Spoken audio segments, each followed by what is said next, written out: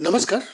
बिछनी शुभ सिंधु साथ में आप लोगों को सुस्वागतम। जी हाँ, इंडोनेशिया के बाली प्रांत में मंगलवार यानी कि आज वार्षिक G20 शिखर सम्मेलन की शुरुआत हुई, जिसमें कई वैश्विक नेता शिरकत कर रहे हैं। सम्मेलन में कोविड-19 वैश्विक महामारी और यूक्रेन पर रूस के हमले से उत्पन्न चुनौतियों पर चर्चा की जाएगी। प्रधानमंत्री नरेंद्र मोदी 17वां G20 शिखर सम्मेलन में भाग लेने के लिए बाली का अपूर्व केम्पिसंकी होटल पहुंचे। यहाँ वो खाद्य और ऊर्जा सुरक्षा का विषय में चर्चा में भाग लेंगे।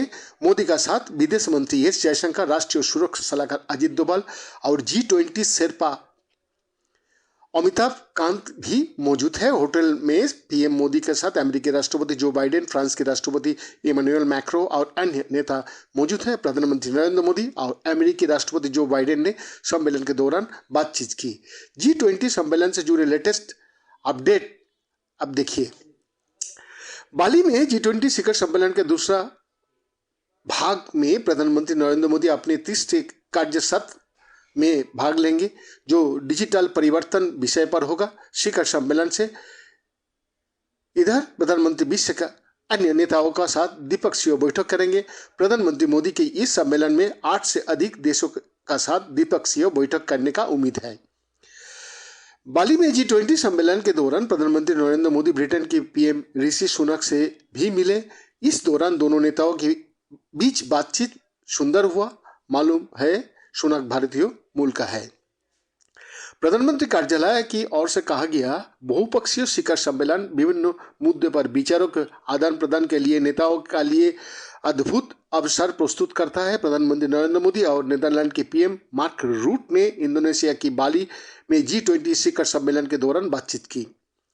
पीएम नरेंद्र मोदी ने G20 देशों की मीटिंग को संबोधित करते हुए यूक्रेन युद्ध को समाप्त कर शांति का संदेश दिया है। उन्होंने कहा कि मैं कई बार दोहरा चुका हूं कि हमें सीज़फायर और डिप्लोमेसी के रास्ते पर बढ़ते हुए यूक्रेन युद्ध का हल निकालना होगा। पीएम मोदी ने और कहा कि दुनिया ने दूसरे विश्व युद्ध का दौरान पिछली शताब्दी में तबाही हम लोग देखा। तब का नेताओं ने उस संकट से निकालने के लिए गंभीर प्रयास किए, मगर शांति के रास्ते पर सब उसका बात आए।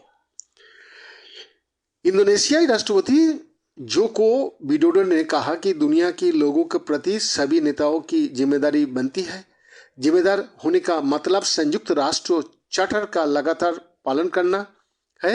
उन्होंने कहा कि जिम्मेदार होने का मतलब युद्ध समाप्त करना है। उन्होंने अंग्रेजी में रूस या यूक्रेन का नाम नहीं लिया, हालांकि उनके संबोधन का कुछ हिस्से इंडोनेशियाई भाषा में था। पीएम नरेंद्र मोदी ने कहा कि भारत में स्थायी खाद्य सुरक्षा को आगे बढ़ाने के लिए हम प्राकृतिक खेती पर जोर दे रहा है, साथ ही अन्य पारंपरिक खाद्यान्नों के साथ साथ बाजरा को और अधिक लोकप्रिय बना रहा है। उन्होंने अक्षय ऊर्जा में भारत की प्रगति के बारे में भी बात की। यूएस स्टेट डिपार्टमेंट के प्रवक्ता जेड तरार ने कहा, G20 का मकसद यही है कि हमें एक प्लान बनाना है कि हम तरक्की और निवेश कैसे करना है और बड़े बड़े जो वैश्विक मुद्दा है उसका हल कैसे ढूंढना है। उम्मीद यही है कि हम जलवायु परिवर्तन पर प्लान बनाएंगे और हमें आर्थिक विकास पर चर्चा करना है। अमेरिकी विदेश विभाग का प्रवक्ता जेड तरार ने कहा कि राष्ट्रपति बाइडेन और पीएम मोदी की बीच दोस्ती हो जो साफ तौर पर नजर आती है। प्रधानमंत्री नरेंद्र मोदी ने G20 शिखर सम्मेलन का एक संत में कहा, वैश्विक आपूर्ति श्रृंखला चरमरा गई है। पूरी दुनिया में आवश्यक वस्तुओं का संकट है। हर देश को गरीब नागरिकों के लिए चुनौती अधिक है। उनके लिए रोजमर्रा का जिंदगी पहले से ही एक संघर्ष थी। शिखर सम्मेलन में प्रधानमंत्री मोदी ने कहा, वैश्विक विकास के लिए भारत की ऊर्जा सुरक्षा अहम है, क्योंकि भारत दुनिया की सबसे तेजी से बढ़ती अर्थव्यवस्था है। हमें ऊर्जा की आपूर्ति पर किसी भी प्रतिबंध को बढ़ावा देना नहीं चाहिए और ऊर्जा बाजार में स्थिरता सुनिश्चित की जानी चाहिए। पीएम मोदी ने और कहा, 2030 तक हमारी आधी बिजली नवीकरणीय ऊर्जा से पैदा होगी। समावेशी ऊर्जा परिवर्तन के लिए विकासशील देशों को समयबद्ध और किफायती वित्त और औद्योगिक की सतत आपूर्ति आवश्यक है। बैद्यनाथ दास का रिपोर्ट।